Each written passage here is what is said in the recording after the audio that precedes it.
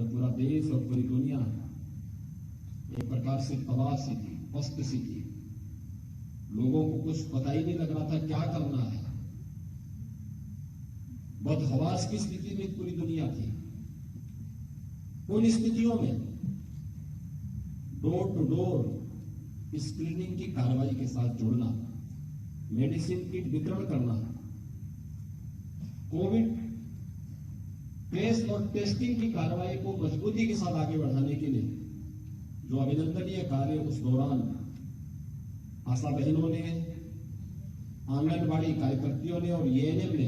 किया था, अत्यंत सराहनीय रहा। और मैं हमेशा इस बात को स्वास्थ्य विभाग को कहता हूं कि बहुत अच्छा कार्य उस दौरान उन्होंने किया, क्योंकि मैं प्रदेश के हर जनपद में, लगभग हर जनपद में गया था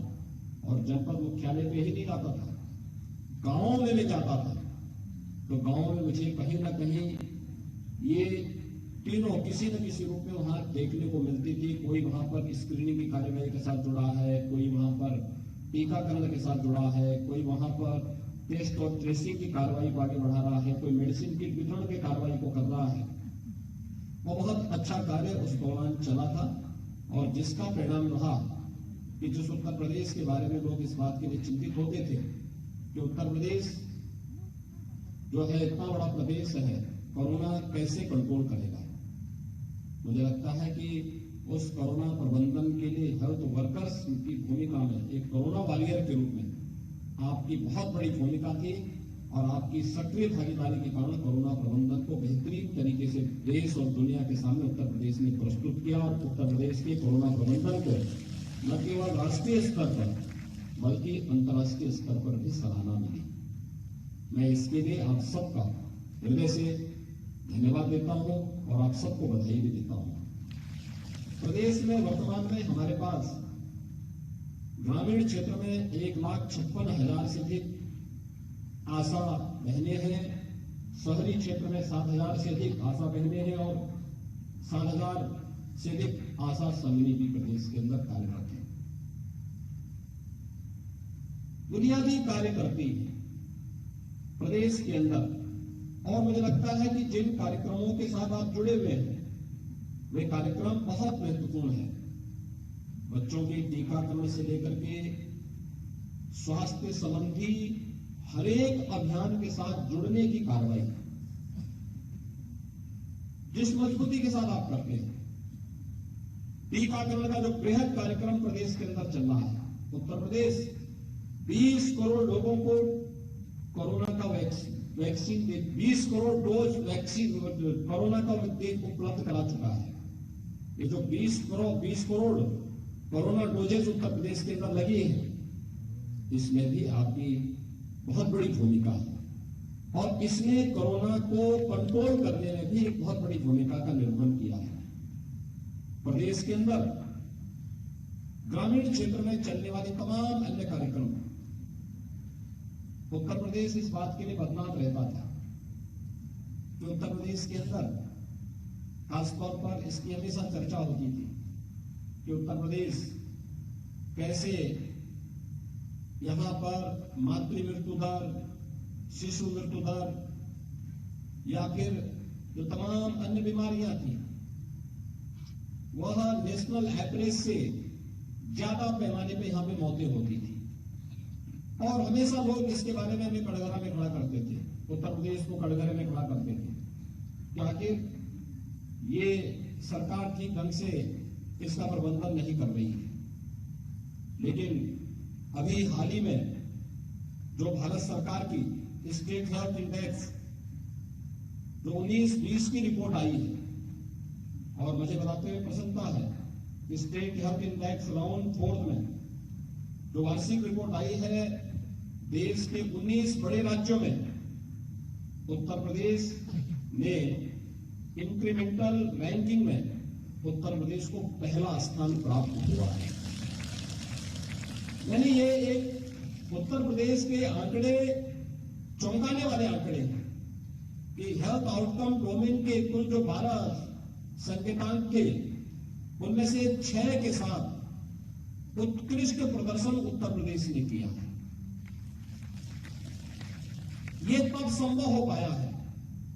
जब समय पर आप लोगों ने प्रदेश के अंदर स्वास्थ्य की सुविधाओं को प्रत्येक नागरिक तक पहुंचाने के लिए कार्य किया और उस कार्यक्रम का जो परिणाम रहा, चाहे वह मातृ और शिशु स्वास्थ्य से संबंधित हो, किशोर स्वास्थ्य का है, टीकाकरण, परिवार नियोजन, इनसे संबंधित जितने भी ये कार्यक्रम रहे हैं वे सभी कार्यक्रम अत्यंत महत्वपूर्ण रहे हैं और उसका परिणाम रहा कि मातृ मृत्यु दर और शिशु मृत्यु दर में प्रदेश में 2015-16 की तुलना में काफी सुधार हुआ है। इसी प्रकार से माताओं, बहनों और बच्चों को जानकारी के अभाव में जो टीकाकरण नहीं हो पाता था, उसमें भी ससमय टीकाकरण के कार्यक्रम को आगे बढ़ाना था। इसमें भी उत्तर प्रदेश ने बहुत अच्छी सफलता प्राप्त की है और जो आंकड़े हम सबके सामने आए हैं, मुझे लगता है कि वह देश और दुनिया की आंखों को खोलने वाला है कि उत्तर प्रदेश अब किसी से पीछे नहीं रहेगा। और मुझे लगता है आज जो स्मार्टफोन वितरण की कार्रवाई हो रही है, इस कार्रवाई के बाद अभी तो हम लोगों ने स्टेट हेल्थ इंडेक्स में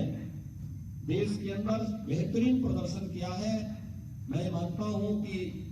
आने वाले समय में उत्तर प्रदेश के जो डाटा होंगे, जिस तेजी के साथ यहां पर कार्य हुआ है, वह बहुत ही अच्छा होगा। बहुत ही अच्छी सफलता देश के अंदर एक नया मॉडल इस फील्ड में उत्तर प्रदेश प्रस्तुत करने में सफल होगा। अगर हम पूरे प्रदेश देश के अंदर देखें, न केवल ग्रामीण क्षेत्र में और समाज के अंतिम पायदान पर बैठे हुए व्यक्ति तक स्वास्थ्य की बेहतरीन सुविधा उपलब्ध कराने के लिए उत्तर प्रदेश ने विगत 4.5 वर्ष के अंदर बेहतरीन सफलता प्राप्त की, बल्कि प्रदेश के अंदर स्वास्थ्य सुविधाओं के विस्तार करने, यानी हेल्थ इंफ्रास्ट्रक्चर के विस्तार करने में भी हमने सफलता प्राप्त की। आज इसी का परिणाम है कि उत्तर प्रदेश हर जनपद में एक मेडिकल कॉलेज खोलने की ओर अग्रसर है। उत्तर प्रदेश के हमारे 59 जनपदों में एक मेडिकल कॉलेज है।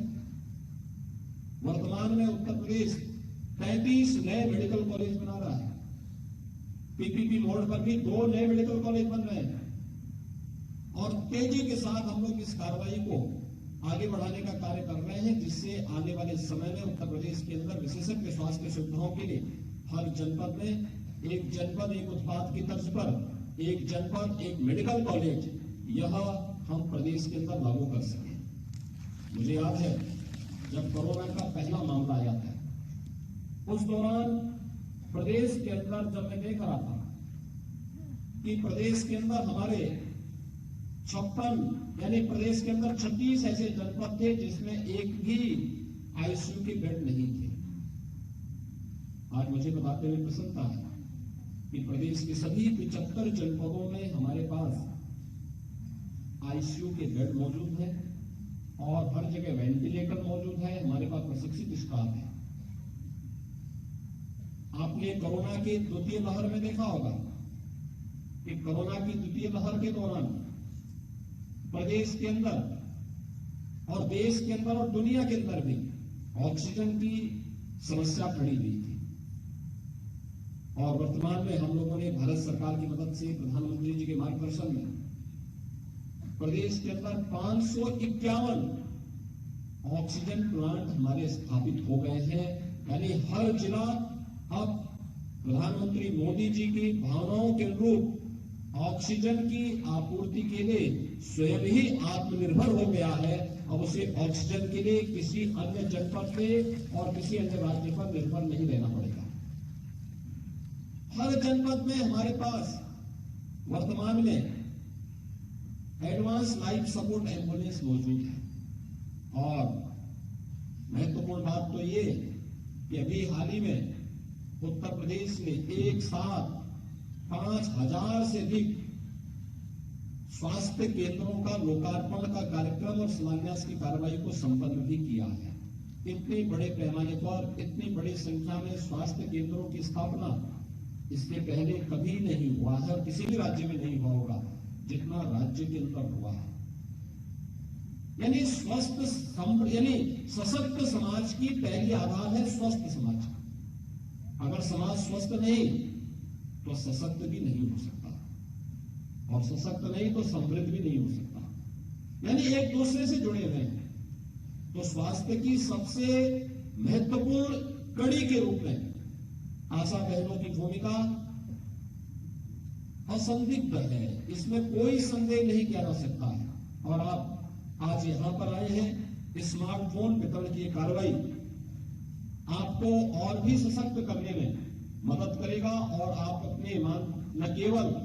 अपनी उपलब्धियों को समय पे इसको अपलोड करने में आपको सफलता प्राप्त होगी, बल्कि इसे आप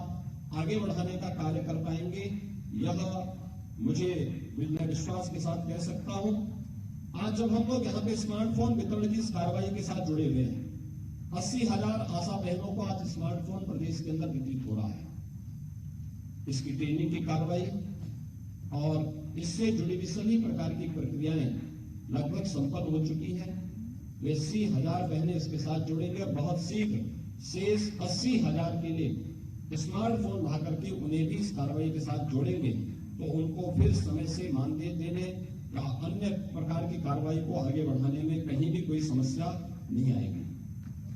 मैं आज के इस अवसर पर विशेष रूप से आपका अभिनंदन करूंगा। कोरोना कालखंड में जो कार्य आप लोगों ने किया, कोरोना कालखंड में सचमुच मैं देख रहा था, सेकेंड वेव के दौरान बड़े बड़े लोग भयभीत थे, लेकिन मैं जिस गांव में जाता था,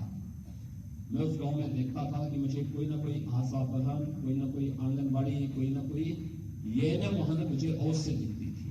मैं पूछता था क्या कर रहे हैं यहाँ पे, वो कहते थे हम लोग यहाँ पे स्क्रीनिंग कर रहे हैं, कोई भी संदिग्ध व्यक्ति का उसको मेडिसिन किट दे रहे हैं, उसकी 24 घंटे के अंदर हम जांच करेंगे, टेस्ट करवाएंगे, और फिर उसके लक्षण के अनुरूप अगर उसमें कोई लक्षण है तो उसको हॉस्पिटल में लेके जाएंगे, लक्षण नहीं है होम आइसोलेशन की व्यवस्था करेंगे, होम आइसोलेशन में भी उसकी देखभाल हम लोग करेंगे। यानी ये कार्य जब हर व्यक्ति अपने लिए उस समय जी रहा था, तब ये तीनों संवर्ग समाज के जीवन को बचाने का कार्य कर रहे थे। और वह बहुत बड़ी उपलब्धि किसी भी व्यक्ति के लिए हो सकती है कि वह अपने लिए नहीं बल्कि इस सदी की सबसे बड़ी महामारी में उनको बचाने के लिए कार्य कर रही थी, जिस पर उनको उस समय सबसे बड़ी आवश्यकता थी। क्योंकि उसका जिस प्रकार से नेगेटिव वातावरण फैलाने का प्रयास हो रहा था, जिस प्रकार से उस समय तमाम प्रकार की अफवाहें फैलाई जा रही थी, उस दौरान आशा बहनों ने बहुत बेहतरीन काम किया था। उस दौरान उस नकारात्मक माहौल को भी सकारात्मक दिशा से आगे बढ़ाने में एक बड़ी भूमिका की थी। और इसी दृष्टि से सरकार ने तय किया कि हम लोग 1 अप्रैल 20 से, यानी जब से कोरोना प्रारंभ हुआ था उस समय से लेकर के 31 मार्च 22 तक कोविड की रोकथाम का अच्छा कार्य करने वाले जितने भी 24 महीने के इस दौरान, जो 24 महीने का कालखंड होगा, इस दौरान अतिरिक्त मानदेय के रूप में आशा और आशा संघी को हम लोग 500 रुपए प्रति माह उनको अतिरिक्त उपलब्ध करा रहे हैं। इसके लिए मैं आप सबको हृदय से बधाई देता हूं, अपनी शुभकामनाएं। इसके साथ ही आपको आशा और आशा संघी को जो राज्य सरकार से हम लोगों ने पहले आप लोगों को अब तक केंद्र सरकार के द्वारा 2,000 रुपए प्रति माह और राज्य सरकार से 700 रुपए प्रति माह उपलब्ध कराया जाता था। इसके अलावा जो विभिन्न प्रकार के कार्यक्रम है प्रोत्साहन राशि के रूप में जो आपको प्राप्त होता था, जैसे संस्थागत प्रसव के लिए, टीकाकरण के लिए, बच्चों की देखभाल के लिए, ये राशि पूरी आपको जो उपलब्ध होती थी तब 5300 रुपए मानदेय आपको उपलब्ध हो पाता था। आज राज्य सरकार आपके कार्यों को देखते हुए राज्य सरकार ने तय किया है कि इस राशि को हम लोग 750 से बढ़ा करके 1500 रुपए करने जा रहे हैं, जिससे आप लोगों को स्मार्टफोन मिलने कम से कम 6,000 रुपए एक फिक्स मानदेय तक आप लोग पहुंच सकेंगे, और इससे आपको काफी हद तक कार्य करने में आगे मदद मिलेगी। और स्मार्टफोन की कार्रवाई के साथ साथ अन्य प्रकार की शासन की विभिन्न योजनाओं का लाभ आप ले पाएंगे। इसके अलावा 60 करोड़ यानी प्रदेश के अंदर 20 करोड़ कोविड डोज वैक्सीन की डोज उपलब्ध कराने की कार्रवाई को, यानी 60 दिवस से अधिक दिनों में टीकाकरण करने वाली जो संविदा पर कार्यरत एएनएम है, उन्हें हम एक मुश्त 10,000 रुपए का मानदेय उन्हें हम यहां पर उपलब्ध कराएंगे। इन पर जो संविदा में कार्यरत एएनएम है, इन लोगों को इस राशि को हम उपलब्ध करवाने की कार्रवाई करेंगे, क्योंकि उत्तर प्रदेश का जो ये प्रबंधन है, खासतौर पर टीकाकरण की जो कार्रवाई है, उसको सबसे अच्छी गति से उत्तर प्रदेश ने आगे बढ़ाने का कार्य किया है और उस कार्रवाई का प्रभाव पूरे देश के अंदर पड़ा है। हर व्यक्ति इस बात को मानता है कि उत्तर प्रदेश का जो कोविड प्रबंधन का परिणाम है, सबसे अधिक टेस्ट, सबसे अधिक टेस्ट के साथ साथ वैक्सीनेशन की कार्रवाई को उत्तर प्रदेश ने आगे बढ़ाया है और साथ साथ प्रदेश ने ही अन्य तमाम प्रकार के कार्यक्रमों को भी आगे बढ़ा करके न केवल स्वास्थ्य के क्षेत्र में बल्कि कोरोना प्रबंधन, कोरोना रोकथाम के प्रबंधन में भी एक बड़ी भूमिका का निर्वहन किया है। थर्ड वेव की आशंका व्यक्त की जा रही है। मैं भी एक बड़े संस्थान का निरीक्षण करके भी आया हूं और मैंने देखा, यद्यपि सेकेंड वेव की तर्ज पर वो यह थर्ड वेव खतरनाक नहीं है, संक्रमण हो सकता है, क्योंकि सेकेंड वेव में हम देखते थे कि 12 से 15 दिन और कुछ लोगों को ज्यादा दिन भी लगता था रिकवर होने में, नेगेटिव रिपोर्ट आने में। लेकिन इसमें अब तक हम लोगों ने देखा है कि 90% से ज्यादा लोग तो केवल सामान्य, उनको फीवर है, कोई सामान्य, बहुत सामान्य लक्षण भी नहीं उनके हैं, घर में ही ठीक हो जा रहे हैं, घर में रह रहे हैं, होम आइसोलेशन में ही उसमें ज्यादातर लोग हैं। लेकिन फिर भी सतर्कता और सावधानी की दृष्टि हमें अपने आप को इसके साथ जोड़ना पड़ेगा और खासतौर पर जागरूकता का कार्यक्रम जितना अधिक हम चला पाएंगे। प्रदेश सरकार आज के दिन पर न केवल ऑक्सीजन, हर जनपद में हमारे पास पर्याप्त मात्रा में ऑक्सीजन उपलब्ध है, बल्कि पर्याप्त मात्रा में ऑक्सीजन भी है, हमारे पास कोविड बेड्स भी मौजूद हैं। हमने 551 ऑक्सीजन प्लांट नए लगाए हैं, उनकी ट्रेनिंग की कार्रवाई हमारी संपन्न हो गई है। 1,80,000 से अधिक हमारे पास बेड्स मौजूद हैं, जहां पर कोविड के किसी भी पॉजिटिव केस का हम लोग उपचार कर सकते हैं। प्रदेश के अंदर टीकाकरण की गति जिस तेजी के साथ बढ़ी है, इसको हम और तेजी के साथ कैसे आगे बढ़ा सकते हैं, क्योंकि इस समय हम लगभग 15 लाख वैक्सीन प्रतिदिन दे रहे हैं, इसको हम 20 से 25 लाख तक करने,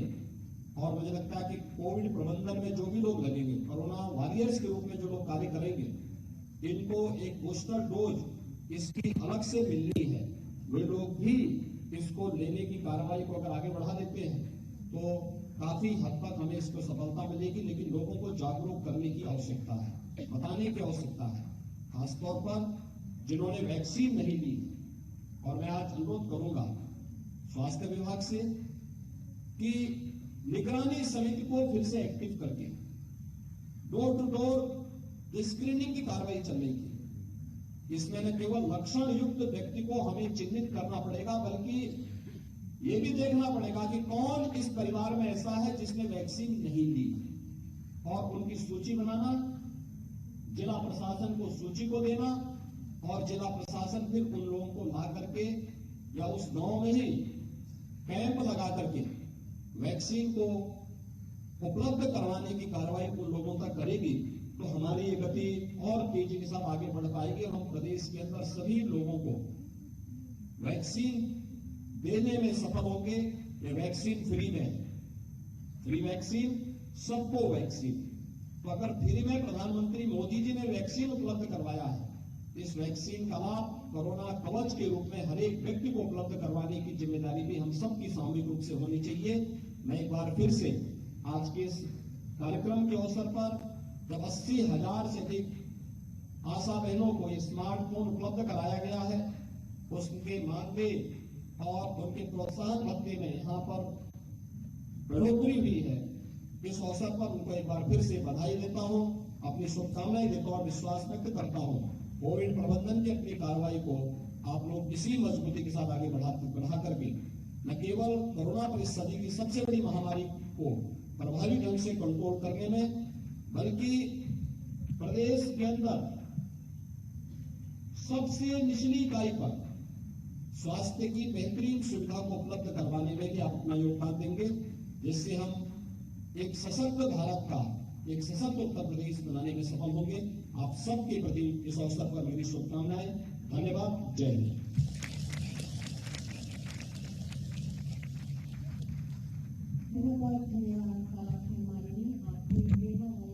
सीएम योगी आदित्यनाथ ने और मोबाइल वितरण का अभियान है ये, आशा वर्कर से बात करते हुए उन्होंने कोरोना का भी जिक्र किया है कि किस तरीके से प्रधानमंत्री नरेंद्र मोदी के नेतृत्व में जो फ्री कोरोना की वैक्सीन लगवाई गई उसका श्रेय,